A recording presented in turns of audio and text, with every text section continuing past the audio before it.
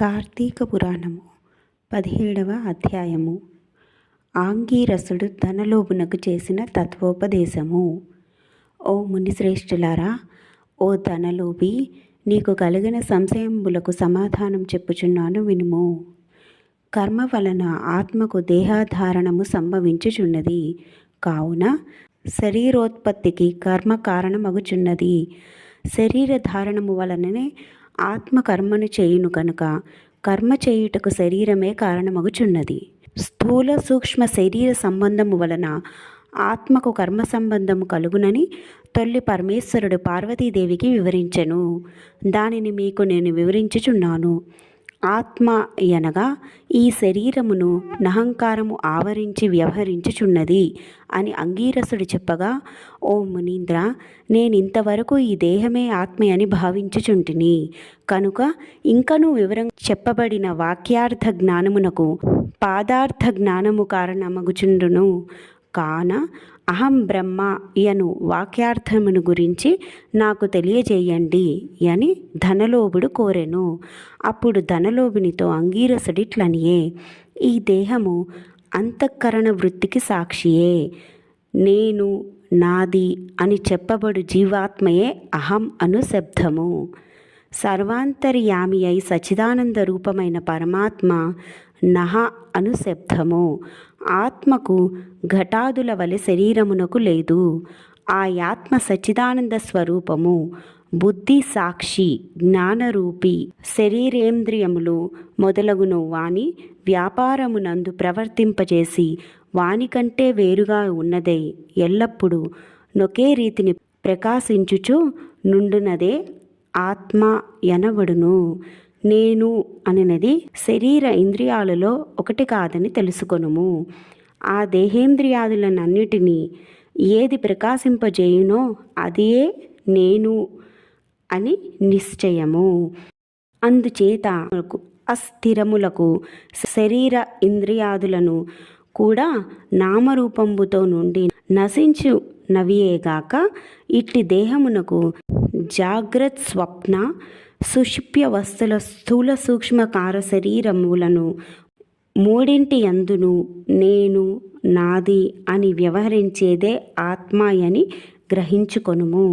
ఇనుము సూదంటు రాయిని అంటిపెట్టుకొని తిరుగునటులు శరీర ఇంద్రియాలు దేనినాశ్రయించి తిరుగుచుండునో అదే ఆత్మ. అట్లే అవి ఆత్మ వలన తమ పనిని చేయును. నిద్రలో శరీర ఇంద్రియాలు సంబంధము లేక గాఢ నిద్రపోయి మేల్కొన్న తర్వాత నేను సుఖనిద్రపోతిని, సుఖంగా ఉంది అని అనుకొనినదే ఆత్మ. దీపము గాజు బుడ్డిలో ఉండి ఆ గాజును ప్రకాశింపచేయునట్లే ఆత్మ కూడా దేహేంద్రియాలను ప్రకాశింపచేయుచున్నది. ఆత్మ పరమాత్మ స్వరూపమగుట వలన దానికి దారాపుత్రాదులు ఇష్టమగుచున్నారు. అట్టి విశేష ప్రేమాస్పదమగు వస్తువేదో అది ఏ పరమాత్మ అని గ్రహింపుము.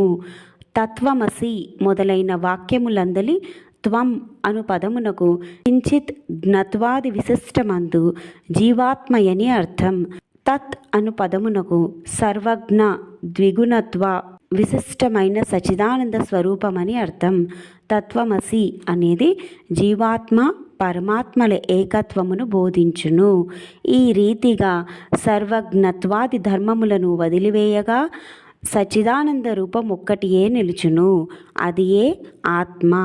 దేహ లక్షణము ఉండుట, జన్మించుట, పెరుగుట, క్షీణించుట, చచ్చుట మొదలగు 6 భాగములు శరీరానికే గాని ఆత్మలకు లేవు. జ్ఞానానంద స్వరూపమే పూర్ణత్వము గలది. వేదములలో దేనికి సర్వజ్ఞత్వము, ఉపదేశము, సంపూర్ణత్వము నిరూపించబడి ఉన్నదో అది ఏ ఆత్మ. ఒక కుండను జూచి అది మట్టితో చేసినదే అని ఏ విధముగా గ్రహించుతుమో అటులనే ఒక దేహర్యాంతమియగు జీవాత్మ పరమాత్మయని తెలుసుకొనుము. జీవులచే కర్మఫలం అనుభవింపజేసేవాడే పరమేశ్వరుడనియు జీవుల కర్మఫలం అనుభవింతురనియు తెలుసుకొనుము. అందువలన మానవుడు గుణసంపత్తు గలవాడై గురు శుశ్రూషను నర్చి సంసార సంబంధమగు ఆశలన్నీ విడిచి విముక్తి నొందవలయును. మంచి పనులు తలచిన చిత్తశుద్ధియు దాని వలన భక్తి జ్ఞాన వైరాగ్యములు కలిగి ముక్తి పొందును. అందువలన సత్కర్మానుష్ఠానము చేయవలయును. మంచి పనులు చేసిన గాని ముక్తి లభించును అని అంగీరసుడు చెప్పగా ధనలోభుడు నమస్కరించి ఇట్లనెను. ఇట్లు స్కాంద పురాణాంతర్గత వశిష్ఠ ప్రోక్త కార్తీక మహత్యమందలి సప్తదశాధ్యాయము 17 రోజు పారాయణము సమాప్తము. శివార్పణమస్తు.